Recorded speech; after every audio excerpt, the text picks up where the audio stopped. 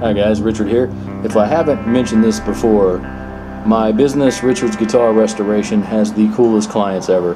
And I keep that business kind of separate from the channel because they're two different entities, and I like to, you know, not put anybody's information out there unless they tell me it's okay. So I keep my business and the videos separate normally. But yeah, man, a long-time client of mine, friend, just gave me 3 guitars, 3 of them. Now, of course, they're a little bit beat up and worse for the wear. They've been in somebody's garage for a while. They're not as bad as the worst guitar in the universe, but all the paint is intact for the most part. I'm going to show you these. Check this out.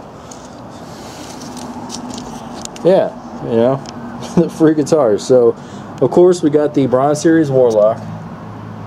Actually, that might not even be a Bronze Series. Hold on. Well, it's made in China. Looks like a Bronze Series, but it doesn't say Bronze Series. I'm going to have to research that more. We got an Ibanez RG. It looked like a 370. I haven't checked yet. I just got these. Ah, 470. Okay. A little Korean action here. That's pretty sweet.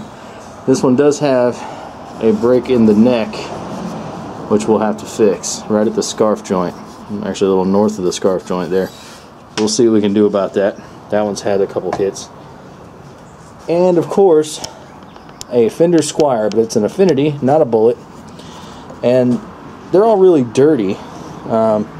This one seems to be in the best shape, and I was just talking to a friend of mine about building a local H-style guitar, and I was going to use a blue Fender Squier to build a prototype, because I used to have a blue Squier, and I kind of thought it'd be fun to try to build my own 2-pole, or maybe just 1-pole, but they go over 2-string pickups, mount them to a separate output to be like be run to a bass amp through an octave pedal or something, just like Local H. I don't know if you've heard of that band.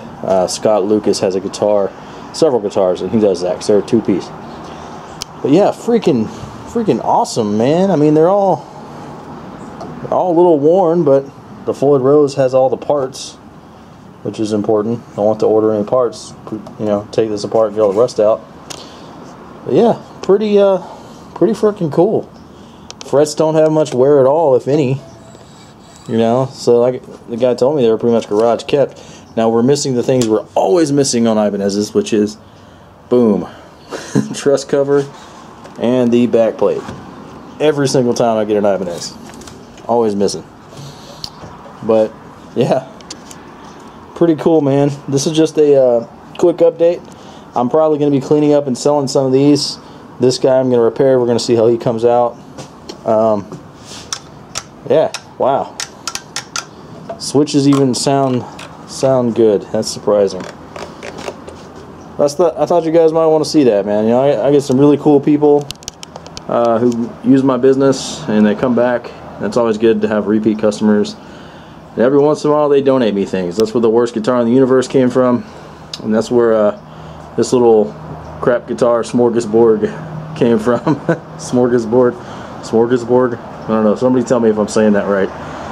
Alright, thanks for watching, guys. And yeah, I'm sure you'll be seeing these on the channel sometime soon. Pretty cool.